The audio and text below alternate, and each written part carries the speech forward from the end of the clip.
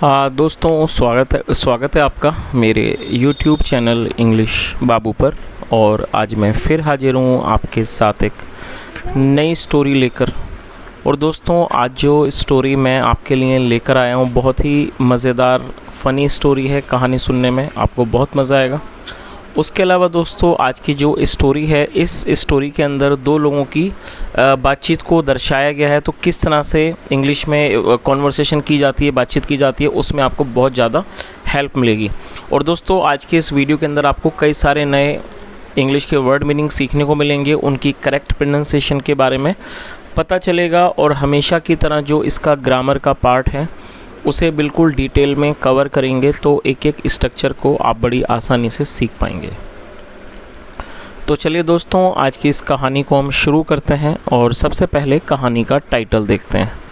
कहानी का टाइटल है ब्रीफ आंसर्स। क्या मतलब हुआ दोस्तों? ब्रीफ एडजेक्टिव है जिसका मतलब होता है संक्षिप्त। संक्षिप्त का अर्थ होता है छोटे, और आंसर का मतलब होता है उत्तर या फिर जवाब। ब्रीफ आंसर्स का मतलब हुआ कि छोटे जवाब। तो दोस्तों ये आज की इस कहानी का टाइटल है, शीर्षक है।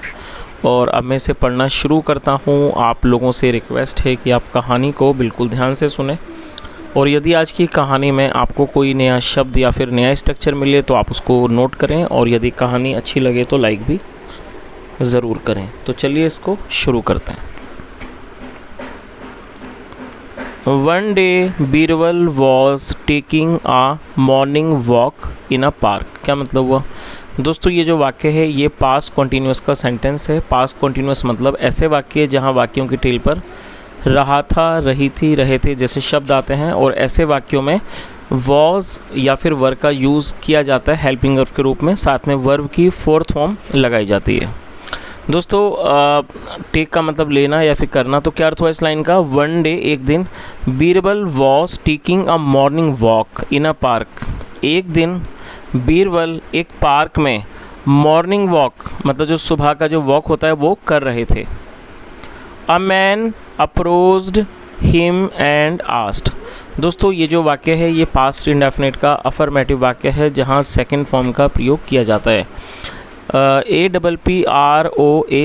दोस्तों अप्रोच का मतलब होता है किसी व्यक्ति के पास जाना, किसी से कुछ कहना, उसे अप्रोच कहा जाता है। सेकंड फॉर्म है अप्रोच्ड। क्या अर्थ हुआ? A man approached him. एक आदमी उनके पास आया। एंड आस्क्ड और पूछा। Could you please tell me where I can meet Birbal.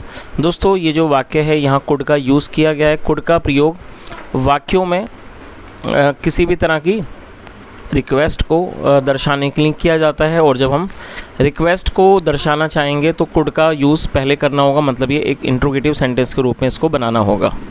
तो जो आदमी था, एक आदमी उनके पास गया और पूछा could you please tell me, क्या आप मुझे बता सकते हैं where I can meet Birbal, मैं बीरबल से कहाँ मिल सकता हूँ। In a park said Birbal. Birbal ने कहा एक पार्क में। The man paused for a while and then asked Birbal. दोस्तों पोज का मतलब होता है थोड़ी देर के लिए, कुछ सेकंड के लिए, कुछ समय के लिए रुक जाना, ठहर जाना। सेकंड फॉर्म है posed. The man paused for a while. For a while मतलब एक क्षण, आदमी एक क्षण के लिए रुका। एंड देन आस्क्ड बीरबल और फिर बीरबल से पूछा वेयर डज ही लिव। दोस्तों ये जो वाक्य है ये प्रेजेंट इंडेफिनिट का इंटरोगेटिव सेंटेंस है। जब हम प्रेजेंट इंडेफिनिट में कोई भी इंटरोगेटिव का सेंटेंस बनाते हैं तो ऐसे वाक्यों में डू या डज का इस्तेमाल हेल्पिंग वर्ब के रूप में किया जाता है। जब आपका सब्जेक्ट होगा आई, वी, यू, दे या फिर प्लूरल नाउन तब आपको डू का यूज़ करना होता है। और जब सब्जेक्ट होगा ही, शी, इट या सिंगुलर नाउन तब हमें डज का यूज़ करना होता है। इस चीज़ को आप ध्यान रखें। तो यहाँ पर ही सब्जेक्ट है इसलिए डज लगाया गया है। और दोस्तों वर्ब की फर्स्ट फॉर्म भी लगानी होती है। तो यहाँ वर्ब की फर्स्ट फॉर्म लगाई गई है। LIVE लिव का मतलब होता है रहना, किसी स्थान पर निवास करना। उसके अलावा दोस्तों इस वाक्य में इंट्रोगेटिव वर्ड का भी यूज़ किया गया है। और जब हम इंट्रोगेटिव वर्ड को वाक्य में यूज़ करेंगे तब इंट्रोगेटिव वर्ड को हेल्पिंग वर्ब से पहले मेंशन करना है। वेयर मतलब कहाँ। तो इस तरह से पूरी लाइन का क्या अर्थ निकला कि जो आदमी था वो एक क्षण के लिए रुका। एंड देन आस्क्ड बीरबल और उसने बीरबल से पूछा, फिर बीरबल से पूछा वेयर डज ही लिव, वह कहाँ रहता है। दोस्तों इसको मैंने बहुत अच्छे से एक्सप्लेन किया, मैं उम्मीद करता हूँ ये आपको समझ आया होगा। तो मैं आपको एक दो वाक्य देना चाहूँगा, यदि आपको स्ट्रक्चर समझ में आया तो आप उसे ज़रूर ट्रांसलेट करें, कमेंट में बताएं। आप वाक्य को नोट कर लीजिए। राजू कहाँ रहता है? I repeat the sentence, Raju कहाँ रहता है। दूसरा वाक्य भी नोट कर लीजिए। मोहन आपकी मदद कैसे करता है? मोहन आपकी मदद कैसे करता है। दोस्तों दोनों ही वाक्य प्रेजेंट इंडेफिनिट के हैं और प्रेजेंट इंडेफिनिट के इंट्रोगेटिव सेंटेंस से आप दोनों ही वाक्यों को ट्रांसलेट करके कमेंट में बताएं। आगे देखिए, तो जो आदमी था वो एक पल के लिए रुका और फिर उसने बीरबल से क्या पूछा? Where does he live? वह कहाँ रहता है? In a house said Birbal loudly. Loudly मतलब ज़ोर से, और ये एडवर्ब है। बीरबल ने ज़ोर से कहा, एक घर में। The man paused again. जो आदमी था फिर वो दोबारा रुका। Then he again asked Birbal. फिर उसने बीरबल से दोबारा पूछा। Then he again asked Birbal. फिर उसने बीरबल से, अगेन मतलब दोबारा, फिर उसने बीरबल से दोबारा पूछा, why do you not tell me his full address. और ये भी प्रेजेंट इंडेफिनिट का ही इंट्रोगेटिव सेंटेंस है। तो उसने क्या कहा? Why do you not tell me his full address. आप मुझे उसका पूरा पता क्यों नहीं बताते हो। और ये इंट्रोगेटिव नेगेटिव सेंटेंस है जहाँ पर नॉट का यूज़ भी किया जाता है।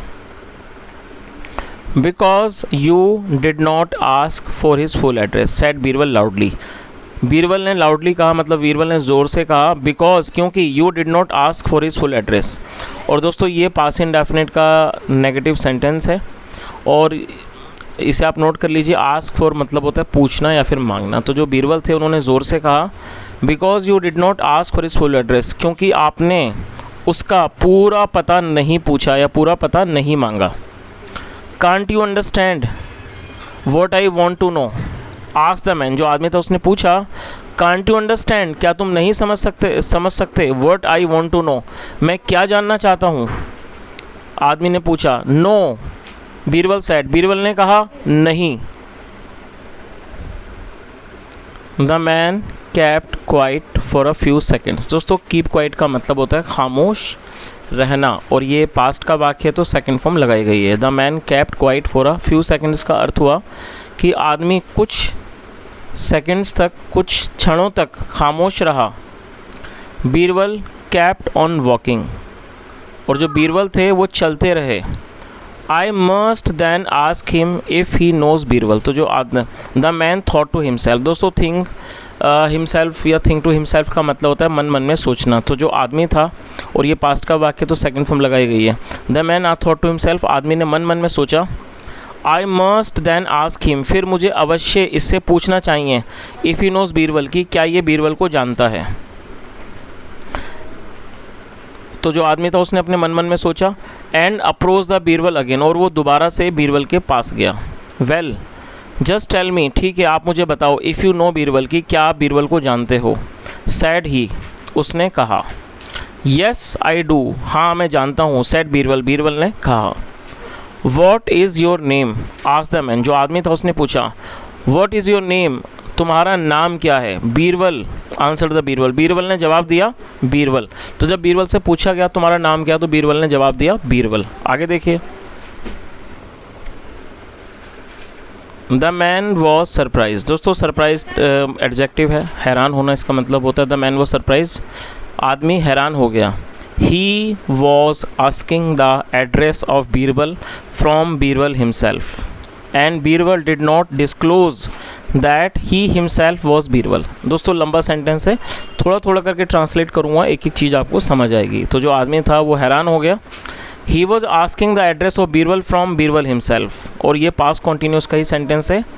वह बीरबल से ही बीरबल का पता पूछ रहा था। And Birbal did not disclose, और बीरबल ने डिस्क्लोज नहीं किया। दोस्तों डिस्क्लोज का मतलब है खुलासा करना, और बीरबल ने खुलासा नहीं किया कि ही हिमसेल्फ वॉज बीरबल, कि वो खुद बीरबल है। तो इस तरह से पूरी लाइन का क्या अर्थ निकला कि जो वह खुद, मतलब वह बीरबल से ही बीरबल का पता पूछ रहा था, और बीरबल ने इस खुलासा नहीं किया कि वो खुद बीरबल है। स्ट्रेंज, स्ट्रेंज का मतलब अजीब। व्हाट ए फनी मैन, मतलब कितना मजाकिया आदमी है। द मैन लुक्ड एनॉयड, जो आदमी था वो चिढ़ गया। एनॉयड का मतलब चिढ़ जाना। I am asking about you, मैं तुम्हारे बारे में पूछ रहा हूँ। And you are telling me something else, और तुम मुझे कुछ और बता रहे हो। Why did you do that, तुमने ऐसा क्यों किया। और दोस्तों ये पास्ट इंडेफिनिट का ही इंट्रोगेटिव सेंटेंस है, जहाँ पर डिड का यूज़ हेल्पिंग वर्ब के रूप में किया जाता है, साथ में फर्स्ट फॉर्म लगाई जाती है। और यहाँ भी इंट्रोगेटिव वर्ड को हेल्पिंग वर्ब से पहले मेंशन किया गया, जैसा ऊपर मैंने आपको बताया। तो उस आदमी ने उससे पूछा कि Y did you do that, तुमने ऐसा क्यों किया। I simply answered your question said Birbal, Birbal ने क्या कहा, मैंने सिर्फ तुम्हारे सवालों का जवाब दिया। The man begin to laugh, जो आदमी था वो हंसने लगा।